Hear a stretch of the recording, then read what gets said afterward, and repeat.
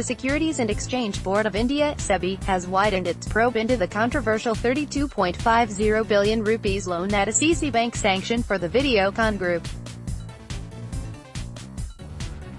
Capital markets regulator has sent a notice to the lender and its MD and CEO, Chanda Kochhar, seeking further information on the dealings between the bank and Videocon. Besides the alleged business transactions between Videocon and NuPower Renewables, an entity in which her husband, Deepak Kochhar, has an economic interest, the bank informed stock exchanges on Friday. The MD and CEO and the bank received a notice from Sebi on May 24, 2018. ICICI Bank's filing said. It also added that Sebi had asked for responses on matters relating to alleged non-compliance with certain provisions of the erstwhile listing agreement and the listing obligations and disclosure requirements regulations, 2015. Appropriate responses would be submitted to Sebi by the bank in accordance with regulations, the statement said. The regulator has appointed an adjudicating officer to examine the potential contravention of securities laws. The notice was served under Sebi's procedure for holding inquiry and imposing penalties by adjudicating officer rules, under which the adjudicating officer can summon and enforce the attendance of any person acquainted with the facts and circumstances of the case. The move follows Sebi's preliminary inquiry in the matter where it had sought documents from the private sector lender on decisions of its board of directors on the loan. The regulator is of the opinion that there are grounds to initiate adjudication proceedings in the case to investigate any possible conflict of interest involving Chanda Kochhar.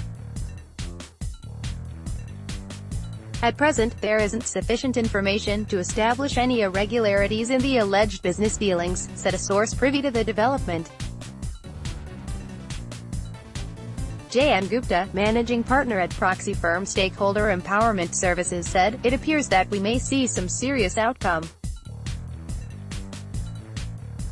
The rule states that the regulator can hold inquiry based on the preliminary findings.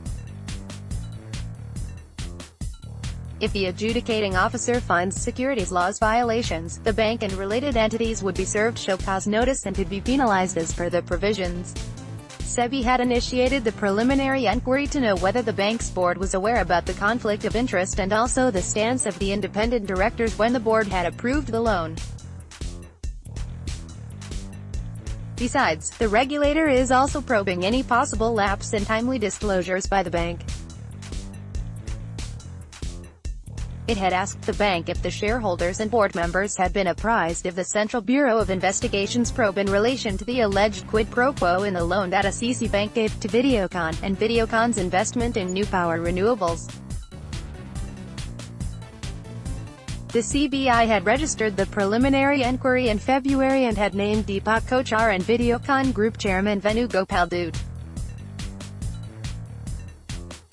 Soon after the CBI move, ICICI Bank had on March 28 told the bourses that its board had reviewed the bank's internal processes for credit approval and found these robust.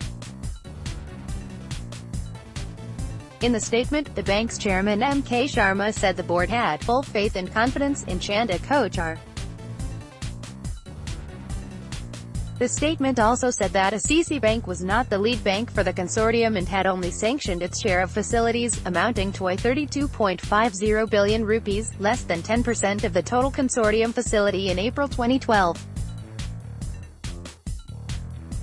On Kochhar, it denied all the allegations, saying there was no question of any quid pro quo, nepotism or conflict of interest. The CBI is ascertaining the evidence of corruption as Dute allegedly gave money to NuPower 6 months after the Videocon group received the 32.50 billion rupees loan from ICICI Bank in 2012.